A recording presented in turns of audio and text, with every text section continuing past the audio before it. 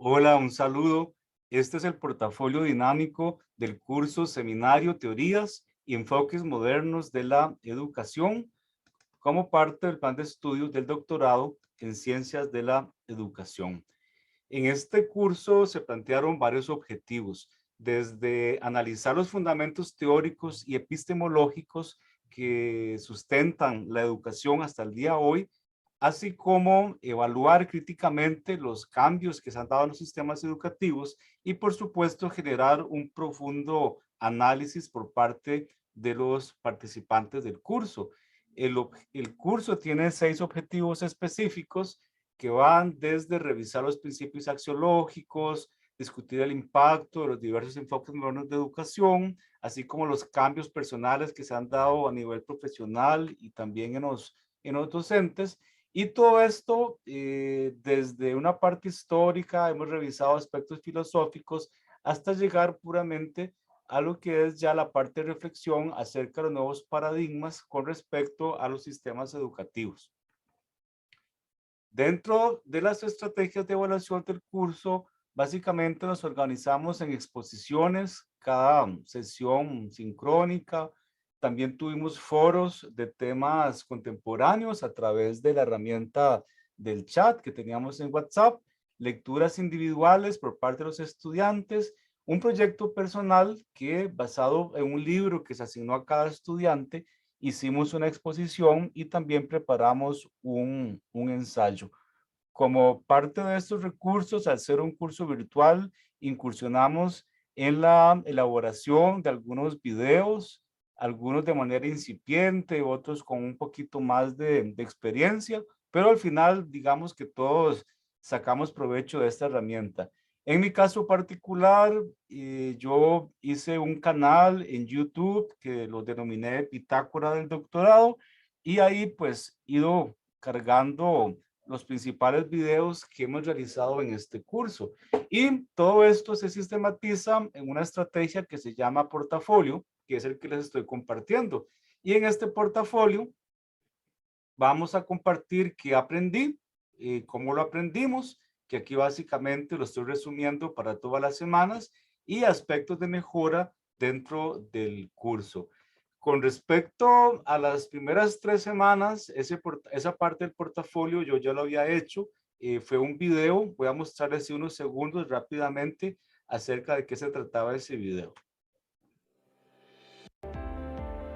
Que estudiando la literatura, adicionalmente socráticos, los cuales cómo se formaba el principio de las cosas.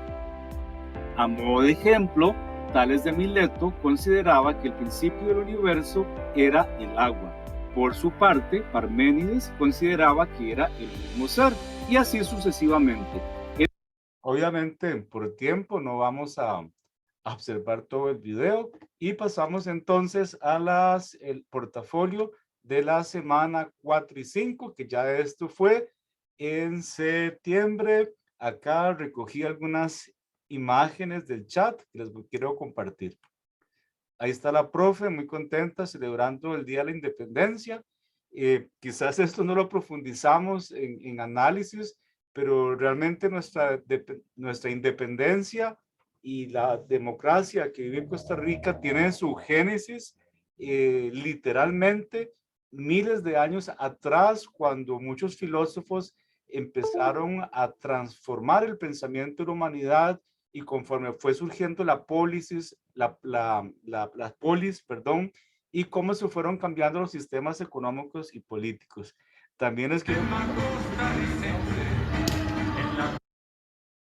Y ya, pues en concreto, lo que vimos durante este tiempo, profundizamos en el uso de recursos tecnológicos, trabajamos fuertemente en el tema de las 7 llaves y arrancamos, o más bien culminamos, la etapa de los filósofos presocráticos. Como parte de los foros que se llevaron a cabo, este fue uno que me gustó mucho porque fue uno de los principales proyectos que desarrollé en el doctorado gracias a la profesora. Y aquí partimos de una lectura muy sencilla que era cómo aplicar el análisis de las 7 llaves, que esto fue ideado para la Biblia, cómo aplicar esto a otros textos. Aquí el principal aprendizaje es que cada vez que vamos a analizar un libro, un texto, una teoría, un paradigma, una obra, es importante hacerlo a la luz de una contextualización histórica, sociocultural, el idioma, características de los autores y muchos elementos. Eso nos da mucha riqueza. Voy a poner unos segundos muy rápido el video. Realizar con un ejemplo práctico acerca de las características del terreno. Y saber historia reciente, tenemos que revisar mucho el espacio urbano, el espacio geográfico, podemos entender qué significaba el arte, los rituales que teníamos, las leyes, cuáles eran los derechos que habían, cuáles eran los deberes, el tema religioso, en fin. La historia nos puede dar elementos valiosísimos para poder entender cualquier texto, ya sean las leyendas, mitos, simbolismos que caracterizaban una época específica. Y por supuesto, siempre la historia deriva. Como les comentaba, en mi canal de YouTube están estos videos completos. Acá solamente quería dar un ejemplo. Lo interesante en el curso fue que esta herramienta que vimos en las primeras semanas lo pudimos aplicar en el proyecto final que más adelante les voy a compartir. Continuamos. Esto no era parte oficial del curso, pero gracias a lo de las 7 llaves me dio la tarea de buscar un recurso que me permitiera entender la lógica del curso, porque había mucha literatura, muchos filósofos, muchas teorías. Con esta imagen que conseguí en un sitio que se llama Aventura, yo pude ir haciendo como el recorrido de los diferentes filósofos que estábamos estudiando desde la parte antigua, tales de Mileto, Pitágoras, Sócrates, Diógenes, luego pasamos a la Edad Media y pues así hasta llegar a la Ilustración, el Renacentismo y todas diferentes etapas que se estudiaron. Como les comento, esto fue un recurso que yo tuve que buscar porque una forma de aprender que yo tengo es partiendo de lo general y lo específico y siempre la parte visual. Entonces, este curso me permitió reconocer esa característica que yo tengo. No sé si será una ventaja o una desventaja, pero en esta fotografía yo puedo ver plasmado parte de los contenidos del curso. Obviamente no profundizamos todos y pues aquí falta la parte de reflexión. A modo de síntesis, estudiamos los aportes de los filósofos de la edad antigua, medieval, moderna y contemporánea desde el punto de vista de la educación. Esto ha sido muy relevante y las cosas o los principales aprendizajes que obtuve acá es cómo la humanidad constantemente ha estado reflexionando acerca del ser humano, la naturaleza, el entorno, las leyes, y siempre tratando de buscar una explicación. Aquí podemos ver cómo desde la filosofía se pudo pasar del mito, se pudo pasar al logo, al conocimiento científico y hasta llegar al día de hoy. Algo relevante que me quedó muy claro en el curso es que la forma en cómo va evolucionando el pensamiento científico tiene grandes momentos convencionales. Tal vez no son fechas exactas, pero la mayoría de la literatura así lo clasifica. Desde los presocráticos, que se concentraban mucho en entender la naturaleza o explicar el universo a través de la naturaleza. Luego hay una transición hacia los filósofos clásicos como Platón, Aristóteles, en lo cual era más antropológico, se concentraba más en el ser humano, y ya llegamos a un periodo helénico con las diferentes escuelas en el cual las corrientes filosóficas se concentraban en la ética y en esa búsqueda de la felicidad. No vamos a entrar en detalle acerca de los aportes que dieron cada uno de los filósofos, porque para eso profundizamos bastante en el curso. Lo que yo sí quiero llamar la atención es que todo el pensamiento parte de un pensamiento anterior. No significa que esos grandes pensadores partieron de cero. Durante los últimos 4000 años, todo este acervo de conocimiento se ha venido transformando y ideas revolucionarias de siglos atrás explican la sociedad y la cosmovisión que tenemos hoy. Acá pues les quiero resaltar algunos de los intercambios de ideas y de reflexiones por parte de los participantes del curso a través del foro que nosotros teníamos, que se llamaba el Foro de Curso de Métodos. Y aquí ya vamos por el 30 de septiembre. Con lo de los helenistas, resalto esto porque aunque esto se ubica en un periodo específico, yo siento que actualmente la humanidad está constantemente en esa búsqueda de la felicidad, que es parte de lo que buscaban las escuelas helénicas. Solamente que pareciera que se ha perdido la perspectiva acerca de qué es la felicidad y a veces pues se concentra mucho en aspectos meramente físicos y materiales, o a veces la felicidad es personas que están viviendo el pasado o personas que piensan que la felicidad viene en el futuro y no disfrutan plenamente o no disfrutamos plenamente lo que estamos haciendo hoy porque siempre estamos pensando que el día de mañana voy a ser feliz porque voy a lograr tal cosa, voy a obtener tal cosa. Entonces ahí solamente a modo de una reflexión personal e interna, creo que es un aprendizaje que podemos tomar de los helenistas. Otro ejemplo de cómo funcionaron los chats, cada 15 días acerca de un tema del programa, la profesora, ella hacía una reflexión y pues nos mandaba un interrogante, un cuestionamiento y durante la semana cada uno de los participantes hacía su aporte. Esto fue muy interesante porque al ser estudiantes de diferentes carreras, de diferentes partes del país, con diferentes experiencias, hicieron que fuera un proceso muy rico. Ya para las semanas 10 y 11, abordamos lo que fue la filosofía medieval y la filosofía moderna. Aquí tal vez pareciera que es algo muy rápido, pero transcurrieron más de 1000 años.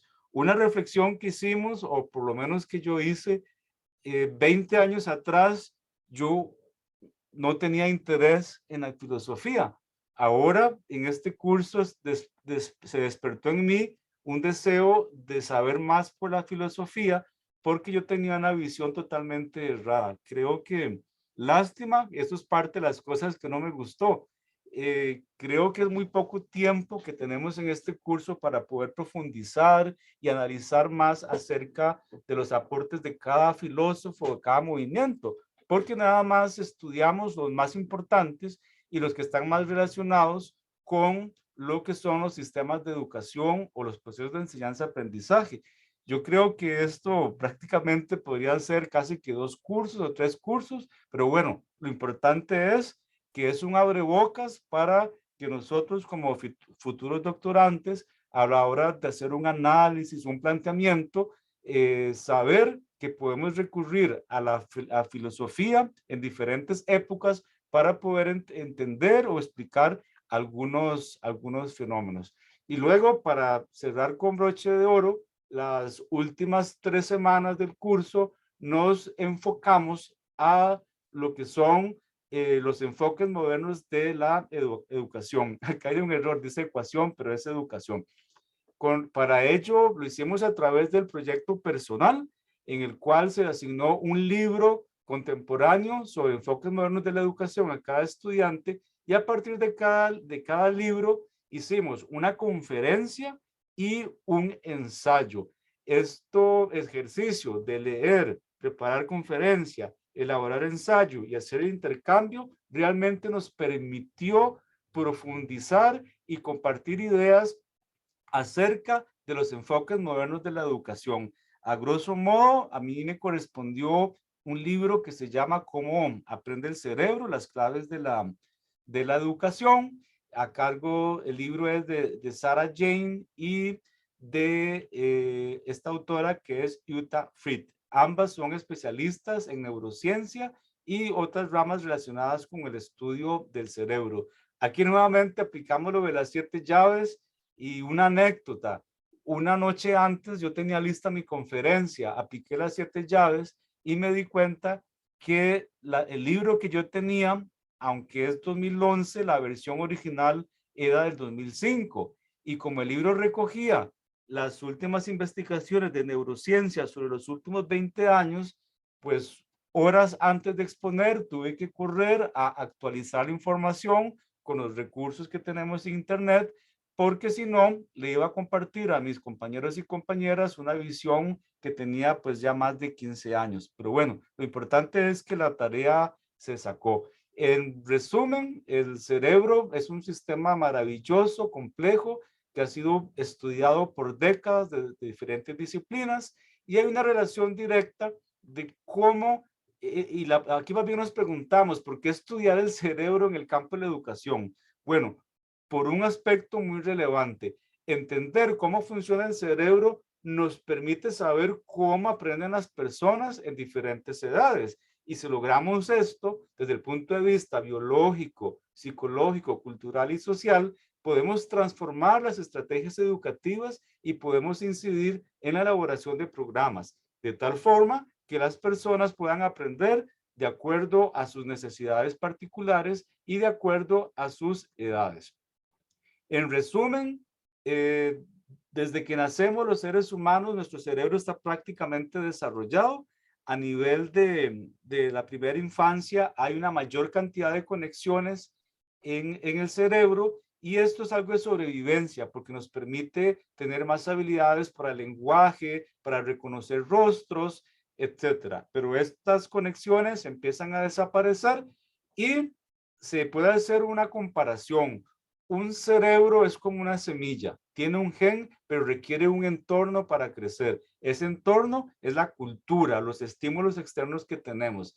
En la adolescencia sucede algo particular, porque a estas edades se ha desarrollado el movimiento sensorial y lo que es la corteza prefrontal está en proceso de maduración. Es decir, durante los primeros 5 años de vida ya se ha formado el 95% del cerebro, pero en la adolescencia lo que es la corteza prefrontal no está consolidada y esta es el área encargada de aspectos tan importantes como la toma de decisiones, el juicio y los impulsos. Y es por ello que vemos esos cambios en los adolescentes. A veces decimos que son impulsivos, que aprenden diferente, pero es una cuestión meramente biológica. Buenas noticias para las personas adultos. El cerebro, por su plasticidad, podemos seguir aprendiendo, pero es importante entrenar ese cerebro.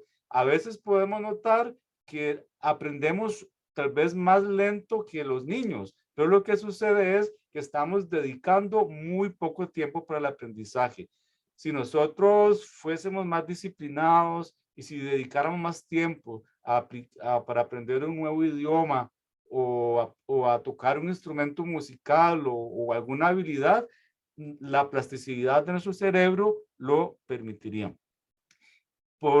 En este punto, pues yo llegué a algunas conclusiones que compartí con los compañeros, básicamente que la práctica educativa puede abordarse desde lo sociocultural, pero también desde los aspectos biológicos, que los educadores somos jardineros de la mente, que existen muchos estudios científicos sobre cómo aprende el cerebro, pero hasta el día de hoy, a criterio muy personal, creo que hay una desconexión entre las políticas y las prácticas educativas y los avances científicos en neurociencia. Yo creo que desde el doctorado podemos aportar mucho sobre este tema. Y una gran interrogante, ¿qué irá a suceder en los próximos 10 años cuando los avances tecnológicos nos permitan conocer más acerca del cerebro?